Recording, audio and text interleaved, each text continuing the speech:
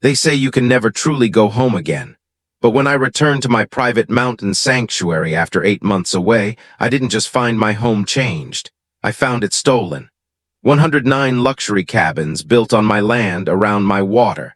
The HOA thought they were untouchable. They thought they owned the view. They forgot that I own the dam. I'd been gone for 8 months. My daughter, Emma, had just had her first baby in Portland, and with her husband deployed, she needed me. I closed up my cabin on the north shore of Lake Whitmore, drained the pipes, and drove away from the 2,400 acres of Colorado wilderness that had been in my family since 1958. When I returned on July 18, 2024, the air smelled of pine and crisp mountain air, just as I remembered. But as I pulled into my drive, my eyes drifted to the eastern shore.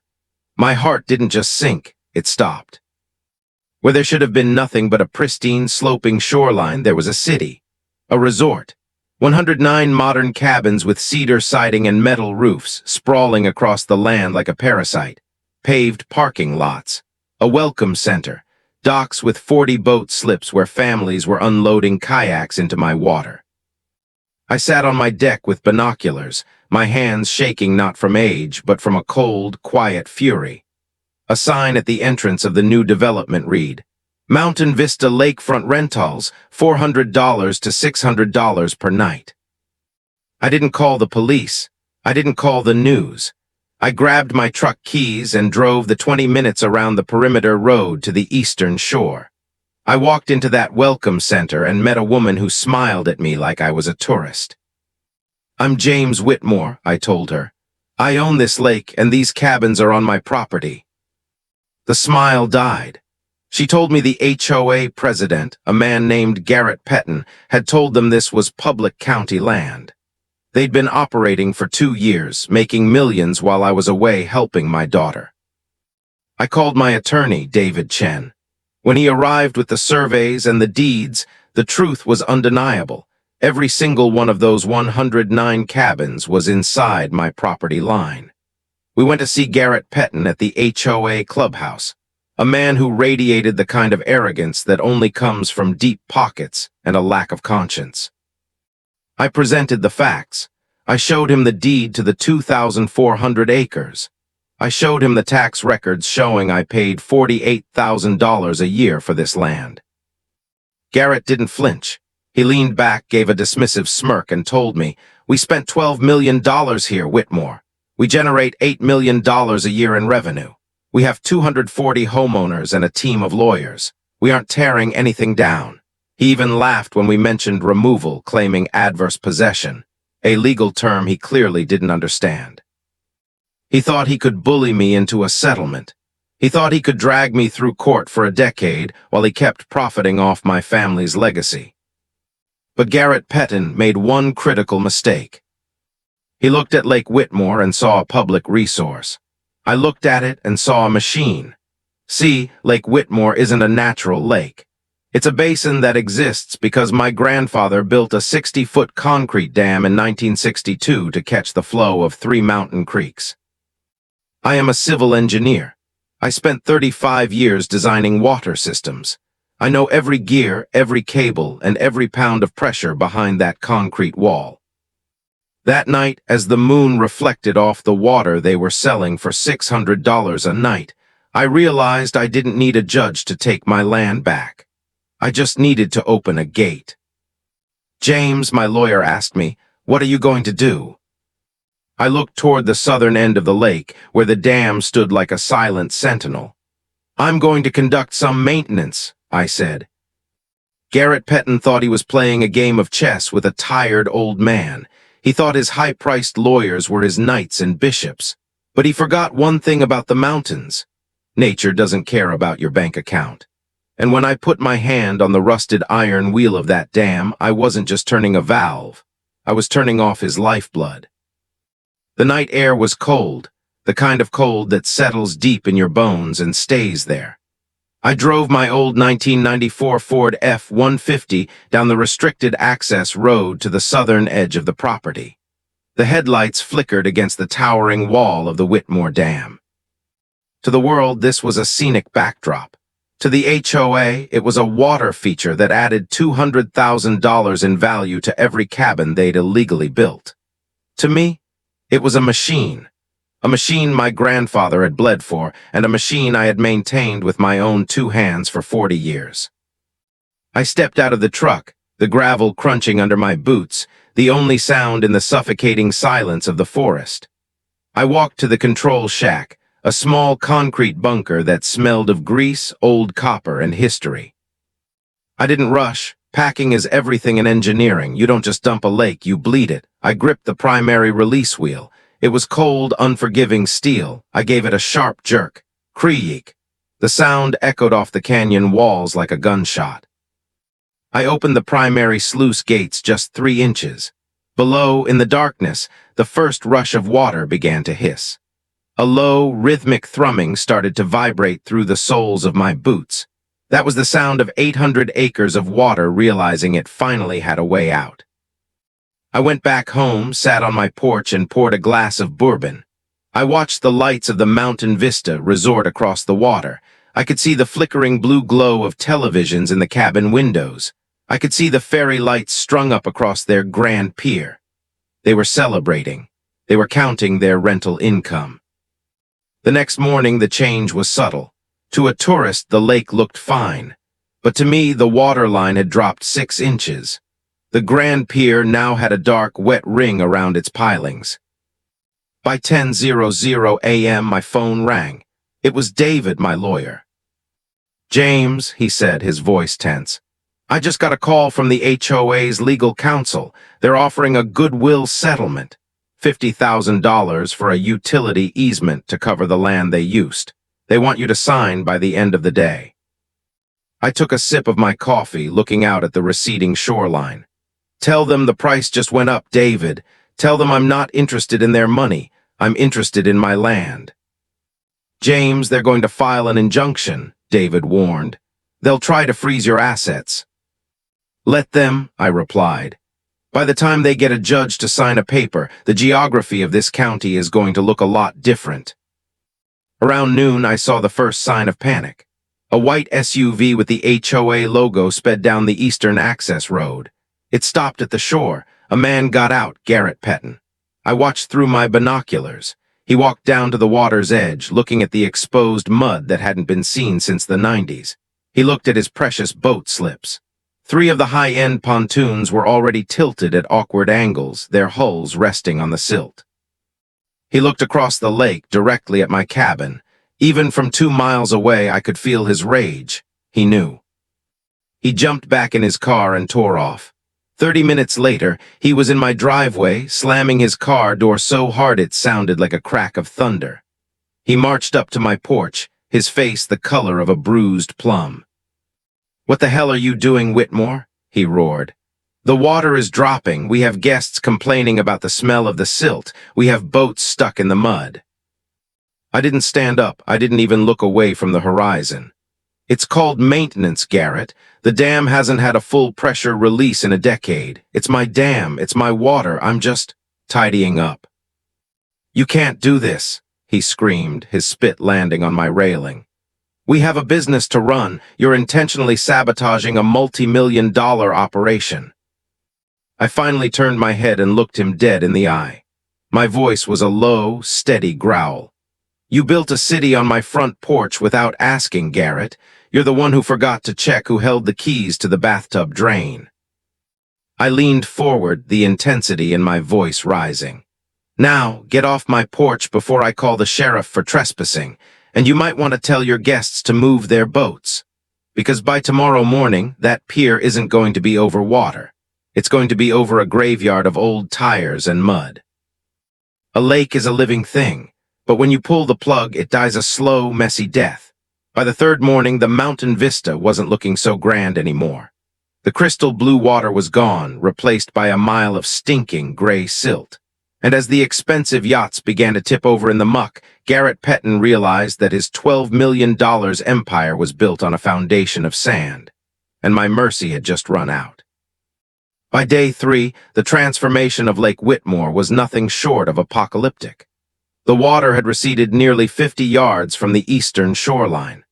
What used to be a shimmering playground for the wealthy was now a vast, glistening expanse of rotting vegetation and ancient mud. I stood on my porch with a thermos of coffee, watching the chaos through my spotting scope. It was like watching an anthill that had just been stepped on. At the Mountain Vista Resort, the Grand Pier, the centerpiece of Garrett's illegal operation, was high and dry. The $80,000 pontoon boats and sleek mastercrafts that had been bobbing gracefully just 48 hours ago were now leaning at 45-degree angles, their hulls sinking deep into the anaerobic slime of the lake bed. The smell was the first thing that hit them. When you drain a basin that hasn't been empty in 30 years, you're releasing decades of decomposed organic matter. It's a thick, sulfurous stench that clings to your clothes and crawls into your lungs.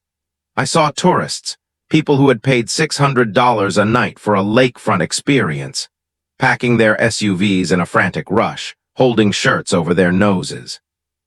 Garrett Peton wasn't just losing his view, he was losing his revenue. At 2:00 p.m., a black sedan tore up my driveway, followed by a county sheriff's cruiser. Garrett stepped out, flanked by a man in a sharp Italian suit, clearly the HOA's lead counsel. The sheriff, a man named Miller who I'd known for 20 years, looked uncomfortable. He tipped his hat to me but stayed by the truck. Garrett didn't wait to reach the porch. "This is it, Whitmore," he screamed, waving a stack of papers.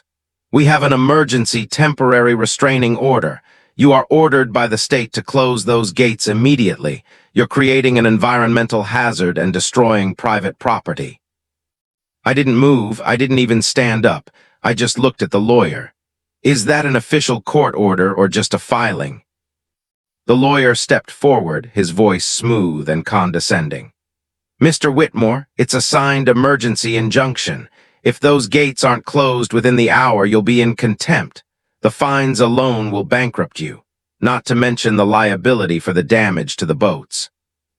I took a slow sip of coffee and then looked at Sheriff Miller. "Sheriff, you know the deed to this land? You know where the property line is?" Miller cleared his throat. "I do, James, but they're saying the water is a public trust." I set my mug down and stood up. I'm not a tall man, but when I stand with a purpose, people usually take a step back. "The water in the lake might be subject to state regulation," I said, my voice dropping to that low, dangerous register. "But the dam is a private structure. It's an industrial piece of equipment owned by the Whitmore estate. According to the 1962 charter, I am required to perform safety drawdowns whenever I deem the structural integrity of the concrete to be at risk." I looked Garrett right in his bulging eyes. "And would you look at that? I found a hairline fracture yesterday morning. For the safety of the valley below, I must drain the lake to inspect the footings. If I close those gates now and the dam fails, I'm liable. If I keep them open, I'm just being a responsible owner." Garrett's face went from purple to a ghostly white. He knew he'd been outplayed. The law of the land is one thing, but the law of engineering is absolute. "You're lying," he hissed. "There is no crack." "Then sue the concrete," I replied. "But while your experts are drafting their reports, the water is still flowing. And by my calculations, by Saturday, your lakefront cabins are going to be overlooking a mile-wide pit of dead fish and old tires." The lawyer tried to interject, but I cut him off. "And as for the boats, those boats are currently trespassing on my submerged land. I'd suggest you get some heavy-lift helicopters to get them out because no truck is getting through that mud." As they drove away, I felt a grim satisfaction. But I knew this was only the beginning. Garrett wasn't just an arrogant developer, he was a desperate one. And a desperate man with $12 million on the line is a dangerous animal. That night, I didn't sleep on the porch. I went down to the dam with a thermal scope and a heavy-duty flashlight. I knew Garrett wouldn't wait for the courts. He'd try to take the gates by force. Garrett Peton wasn't the type to wait for a judge's gavel. He was the type to send men in the middle of the night with bolt cutters and bad intentions. But he forgot, this isn't just a lake to me, it's a fortress. And when his hired muscle stepped onto the Whitmore Dam at 2:00 a.m., they weren't walking into a utility site. They were walking into a trap. The darkness in the Colorado high country isn't like the city. It's a heavy, physical thing that swallows light and muffles sound. I sat in the shadows of the control bunker, the thermal scope pressed to my eye. I didn't need a coffee to stay awake. The adrenaline was doing just fine. At 2:14 a.m., I saw them. 4 heat signatures moving up the restricted access road. They weren't coming in official HOA vehicles. They were in a blacked-out heavy-duty pickup. They parked 300 yards out and approached on foot. These weren't lawyers or accountants. They were big men carrying heavy bags, likely tools to force the rusted gears of the sluice gates back into a locked position. Garrett thought he could just shut the water off and present the court with a fait accompli by morning. He thought I'd be tucked in bed, dreaming of my missing shoreline. I watched through the scope as they reached the primary catwalk. One of them, a man with a frame like a refrigerator, pulled out a pair of industrial bolt cutters. He went for the heavy chain I'd wrapped around the main wheel. Snap! The sound rang out like a rifle shot in the crisp night air. I didn't move yet. I waited until they had their hands on the iron wheel. They were straining, 3 of them grunting as they tried to fight the pressure of 800 acres of water pushing through the gates. That's when I flipped the switch. Suddenly, the entire dam was bathed in 50,000 lumens of industrial floodlights. The men froze, squinting, their shadows stretching long and jagged against the concrete wall. "Step away from the wheel," I said, my voice amplified through the dam's PA system, echoing off the canyon walls like the voice of a vengeful god. The big one looked around, shielding his eyes. "Whitmore, we have a court order. You're obstructing a legal directive. You're trespassing on private industrial property at 2 in the morning, I countered. "And you just cut a federal-grade security chain. That's a felony, boys."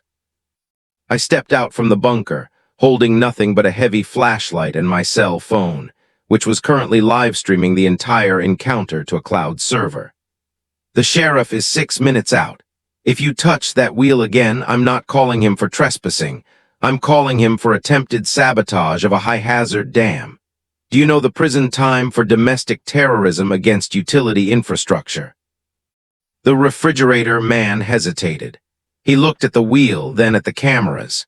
He wasn't paid enough for a federal rap. But Garrett Peton was watching from the truck, and he wasn't about to lose his $12 million investment without a fight. Garrett stepped out of the shadows, his face twisted in a mask of desperation and fury. "Shut it down," he screamed at his men. "He's bluffing. He's an old man with a phone. Shut the damn gates." The men looked at each other, then back at me. They started to turn the wheel. I didn't tackle them. I didn't pull a weapon. I simply reached into my pocket and pressed a remote detonator, not for explosives, but for the emergency pressure release valves located 50 feet below the catwalk. Boom! The sound was deafening. The secondary safety valves blew open with a roar that shook the very ground. A massive plume of white spray shot 60 feet into the air, drenching the catwalk and the men on it in freezing mountain water.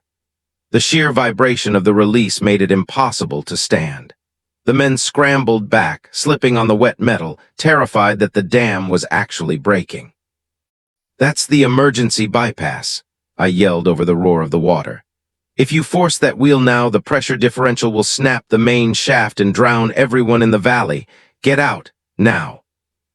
They didn't need to be told twice. They ran. Garrett stood there for a second, soaked to the bone, staring at the white wall of water I'd unleashed. He looked at me, and for the first time I saw it, the realization that he hadn't just bullied the wrong neighbor. He had challenged a man who knew how to turn nature into a weapon. As their taillights disappeared down the road, I throttled the bypass back down. The roar faded to a hiss. The water was still dropping, and the sun was about to rise on a very different Lake Whitmore. They say a cornered animal is the most dangerous, but a cornered millionaire is something worse. By the 5th day, the mountain vista was a ghost town of rotting mud and broken dreams. Garrett Peton didn't just want his water back, he wanted my head. And as a mob of angry investors gathered at my gate, I realized the law wouldn't be enough to protect me. I was going to have to hold the line myself.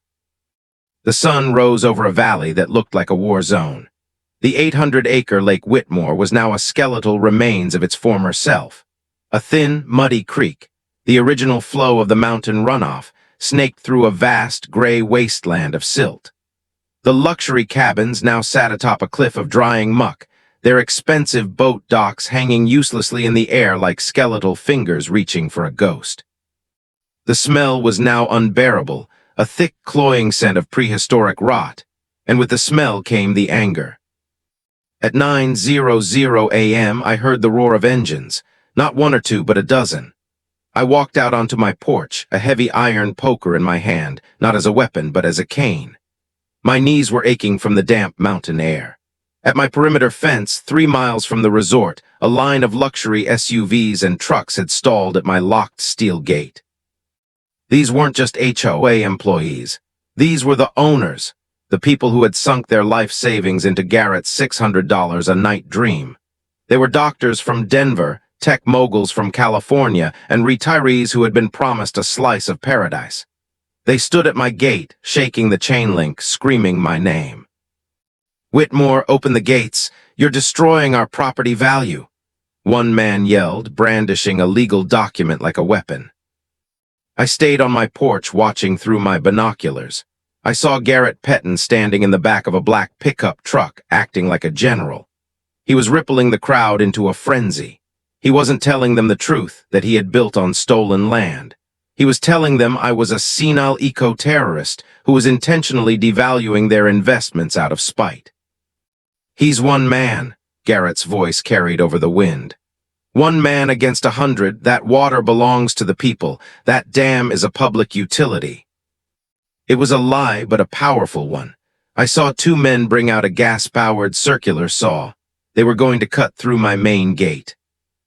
I didn't wait. I picked up my radio and keyed the frequency for the local sheriff.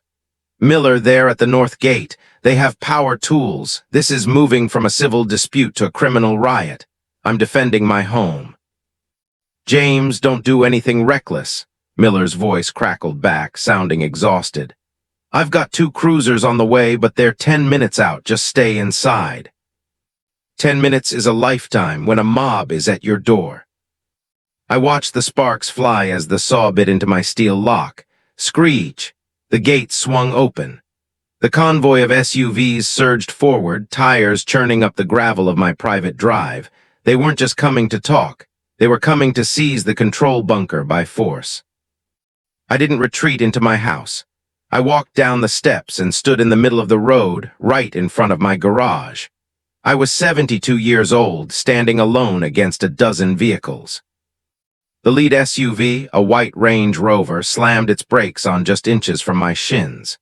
Garrett jumped out of the passenger side, his face contorted. "The game is over, James.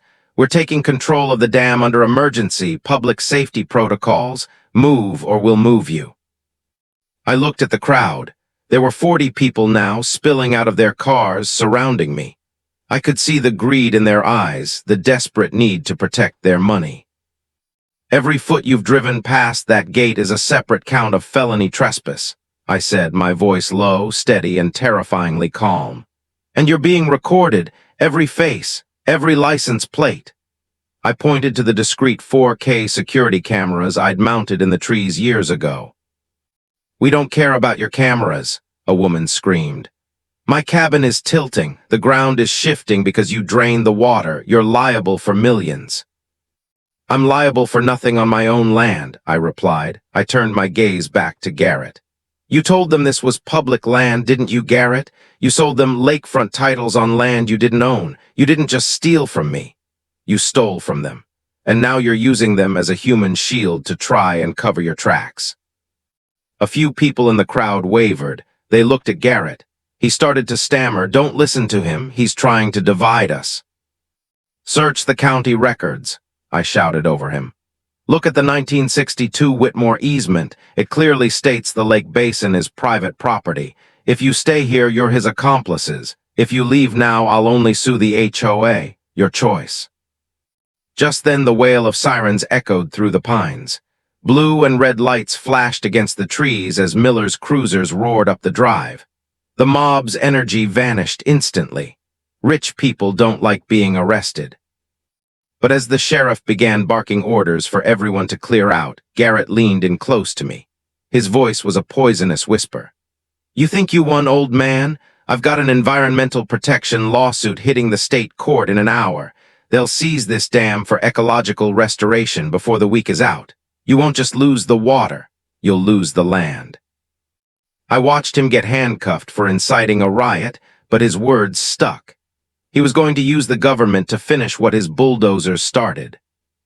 Garrett Peton thought the state would be his salvation. He called in the environmental inspectors, hoping to paint me as a villain who was suffocating the local wildlife. But as the water level hit the 30-foot mark, the mud began to whisper. And what we found buried at the bottom of Lake Whitmore wasn't just old silt. It was the evidence that would send the HOA to prison. By day 7, Lake Whitmore was no longer a lake. It was a canyon of gray, cracked earth. The 3 mountain creeks that fed the basin had returned to their original, ancient paths, cutting narrow silver ribbons through a wasteland of mud. The state environmental inspectors arrived in 3 white SUVs, led by a man named Dr. Aris Thorne. They were accompanied by Garrett's lawyer, who was looking smug, and a court-appointed observer. They had a cease and desist order ready to serve, claiming my arbitrary drainage was causing an ecological collapse and endangering protected species downstream. "Mr. Whitmore," Dr. Thorne said, stepping onto the muddy bank near the dam, "this is a catastrophe.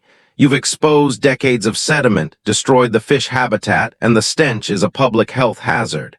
We are here to seize control of the dam gates under the Emergency Water Act." I stood by the control bunker, arms crossed. "I told you before, Doctor, this is a safety drawdown. I'm an engineer. I have a duty to inspect the footings when I suspect a breach. You can't force me to hold water behind a structure I've deemed unstable. That's a liability the state doesn't want." "The courts will decide that," the lawyer snapped. "Open the gate for the inspectors now." I smiled, a slow, cold smile. "Oh, I'm not stopping you. In fact, I'd like you to take a look at something. Since the water dropped another 5 feet this morning, something interesting has emerged near the eastern shore, right under where the HOA built their luxury welcome center." I led them along the perimeter road. As we reached the eastern side, the smell changed. It wasn't just the smell of rotting algae anymore. It was chemical, sharp, like old oil and battery acid. Dr. Thorne stopped dead in his tracks. He pulled a pair of binoculars from his vest and looked down into the basin. There, partially unearthed by the receding water and the shifting mud, were dozens of rusted 55-gallon steel drums. They had been buried in the lakebed decades ago, hidden by the deep water. But that wasn't the worst part. As we got closer, we saw the modern PVC pipes, the ones Garrett's construction crew had installed for the Mountain Vista resort. Instead of running the sewage and graywater lines back to the county treatment plant 3 miles away, which would have cost millions in trenching, they had simply run the lines into the lake. Garrett hadn't just built on my land. To save money, he had turned the bottom of my lake into an illegal underground septic field. The construction crew had apparently stumbled upon the old drums during the build, and instead of reporting them, they'd used the area as a dumping ground for construction debris, paint thinners, and chemical runoff. Now that the water was gone, the pressure had shifted. 2 of the old drums had ruptured, leaking a dark, iridescent sludge into the mud. "My God," Dr. Thorne whispered, his environmental crusade suddenly shifting gears. Is that industrial-grade PCB?" "It looks like it," I said, my voice heavy with feigned shock. "It seems my grandfather's predecessors used this basin as a dump site back in the 50s, and it looks like Mr. Peton's construction crew broke the seal when they were illegally installing their drainage pipes." The HOA lawyer's face went the color of ash. He backed away, already pulling out his phone to call his firm's partners. This wasn't a civil dispute anymore. This was a federal EPA nightmare. "Doctor," I said, turning to Thorne, If I had kept those gates closed, the pressure of the water would have kept those toxins contained for a few more years. But by building those cabins and putting thousands of pounds of pressure on the shoreline, the HOA accelerated the leak. If I hadn't drained this lake now, those chemicals would have eventually leached into the valley's groundwater. I looked at the Mountain Vista cabins, sitting like tombstones above the toxic mud. Garrett Peton didn't just steal my land. He created a Superfund site on it. And since he's the one who disturbed the soil to build these illegal structures, I believe the EPA is going to hold the HOA and every single one of those cabin owners liable for the cleanup. Dr. Thorne didn't sign the cease and desist. He didn't seize the dam. He pulled out a satellite phone and called the regional director of the EPA. "We need a full containment team at Lake Whitmore," Thorne said into the phone. "And tell the state police to find Garrett Peton. He's not going anywhere." The secret was out. The mud didn't just hold silt, it held the proof of a decade-long crime. As the EPA moved in and the Mountain Vista investors realized they were now owners of a toxic graveyard, the HOA began to cannibalize itself. But Garrett Peton wasn't going to prison without a fight. He didn't want the water anymore, he wanted to watch it all burn. By the morning of the 10th day, the Whitmore Valley was crawling with federal agents. Yellow, hazardous material, tape, was strung between the luxurious cedar pillars of the Welcome Center. Men in white hazmat suits were wading through the knee-deep muck where the Grand Pier once stood, taking core samples of the blackened earth. The financial collapse of the Mountain Vista HOA was instantaneous. When the news broke that the resort was built on a potential Superfund site, and that the HOA board had illegally bypassed county sewage regulations, the banks froze every account associated with the project. The 109 cabin owners weren't just losing their vacation homes. They were being hit with special assessments in the hundreds of thousands of dollars to cover the impending federal fines. I sat in my kitchen, the silence of the house amplified by the absence of the water's lapping waves. David, my lawyer, sat across from me, looking over a stack of documents. "James," he said, his voice weary but triumphant, "it's over. The state has revoked their occupancy permits. They're facing 42 counts of environmental fraud, and that's before we even start the trespass suit. But Garrett has disappeared. He posted bail on the riot charge and vanished." I looked out the window. The sun was setting, casting long, bloody shadows across the dry lake bed. I knew Garrett. A man like that doesn't just run. He spent his whole life building a facade of power, and I hadn't just cracked it, I'd shattered it. I didn't go to bed that night. I had a feeling in my gut, the kind you get when the barometric pressure drops before a catastrophic storm. I grabbed my heavy coat and a high-powered spotlight. I didn't go to the dam this time. I went to the North Ridge, the highest point on my property, overlooking the entire basin. At 1:30 a.m., I saw a flicker of movement, not at the dam and not at the cabins. Someone was down in the dry basin. A lone figure was driving a small ATV through the mud, heading straight for the foundation of the Whitmore Dam. Through my spotting scope, I saw him, Garrett Peton.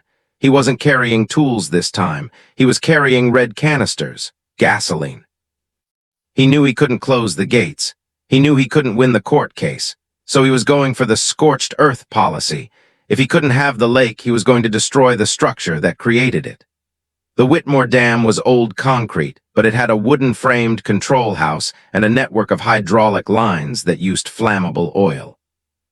I didn't call the sheriff. There wasn't time. I jumped in my truck and went down the ridge, the engine roaring as I bypassed the roads and cut through the brush. I reached the dam just as Garrett was dousing the control bunker in fuel. He looked like a ghost in the moonlight, gaunt, disheveled, his expensive suit replaced by a dirt-stained jacket. He held a flare in his hand, the red glow reflecting in his desperate, hollow eyes. "Get back, Whitmore," he screamed, his voice cracking. "You think you're so smart. You think you can just take it all away. If there's no dam, there's no lake. If there's no lake, your land is worthless just like mine." I stopped 20 feet away. I didn't reach for a weapon. I didn't even raise my voice.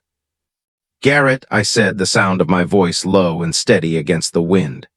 Look around you. You're standing on the evidence of your own life. You built a kingdom on lies, and now you're standing in the mud. If you light that flare, you're not just a fraud anymore. You're a domestic terrorist. There's no coming back from that. I have nothing left, he shrieked. Those people, they're going to sue me into the dirt. My name is gone. Everything is gone. It was never yours, Garrett, I replied. You just borrowed it from me without asking. Now drop the flare. The EPA has already mapped the site. Burning this bunker won't hide the toxic drums. It won't hide the sewage lines. It'll just ensure you never see the sun again. For a second, the world stood still. The smell of gasoline was thick in the air. Garrett looked at the flare, then at the massive concrete wall of the dam, the wall that had stood for 60 years, unmoved by pressure, time, or men like him. He realized then what I'd known all along. You can't defeat the mountains, and you certainly can't defeat the man who owns them. They say justice is a slow-moving stream, but on Lake Whitmore, justice came like a flood. The fires are out, the lawyers have retreated, and the roar of the bulldozers has finally replaced the sound of silence. Garrett Peton learned the hard way that you can't build an empire on someone else's foundation. Because when the owner comes home, he's not just looking for an apology. He's looking for his land. Garrett Peton didn't drop the flare, but he didn't throw it either. As the sirens of the state police echoed through the canyon, the fight simply drained out of him, much like the water had drained from my lake. He fell to his knees in the mud, the red glow of the flare illuminating a man who had lost everything because he thought he was above the law. He was arrested on the spot, arson, felony trespass, and environmental endangerment. But the real drama was just beginning. With Garrett in a jail cell and the HOA's bank accounts frozen by the EPA, the Mountain Vista resort became a ghost town.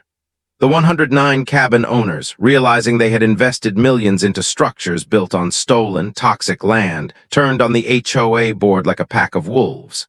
The lawsuits flew in every direction, but they all hit the same wall. The deed. My deed. The court battle lasted 14 months. It was the most expensive legal circus this county had ever seen. The HOA's lawyers argued for good faith improvement, claiming that because they had improved the land, they should be allowed to keep it. I sat in that courtroom every single day. When it was my turn to speak, I didn't bring up the money. I brought up the map. I showed the judge the 1962 charter. I showed the photos of the 55-gallon drums Garrett's crew had tried to hide.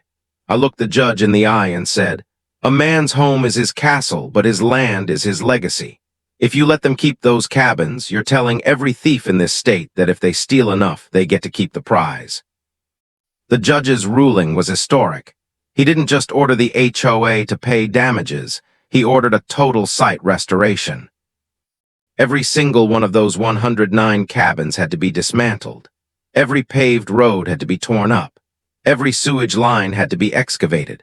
And because the HOA was bankrupt, the burden fell on the individual investors and the insurance companies. For an entire summer, the Eastern Shore was a hive of heavy machinery. I sat on my porch and watched as the cedar beams were loaded onto trucks and the metal roofs were hauled away as scrap. The EPA oversaw the removal of the toxic drums. It cost the HOA's remaining assets over $6 million just to clean the mud. Once the soil was tested and cleared, I finally did what I had been waiting 2 years to do. On a crisp October morning, I walked down to the dam. I stood at the iron wheel. I didn't rush. I savored the moment. With a heavy heave, I turned the wheel back. The sluice gates groaned and slid shut. The silence that followed was beautiful. Slowly, the 3 mountain creeks began to pool at the base of the dam. Inch by inch, the water rose. It covered the scars where the cabins had stood. It covered the old road beds. It reclaimed the basin, washing away the stench of greed and rot. By the following spring, Lake Whitmore was full again. The water was crystal clear, reflecting the snow-capped peaks like a giant blue mirror. Garrett Peton is currently serving 7 years in a state penitentiary. The 109 owners are gone, left with nothing but mountain-sized debt and a hard lesson in property law. I'm 74 now. I sit on my porch every evening with a glass of bourbon. The eastern shore is green again. Pine saplings are starting to take root where the Welcome Center once stood. To a stranger driving by, it looks like a pristine wilderness that has never been touched by man. But I know the truth. I know what's buried under that water, and I know the price of protecting it. People ask me if I feel bad for the families who lost their money. I tell them the same thing I told the judge. You don't negotiate with trespassers, you defend what's yours. This is my land. This is my dam.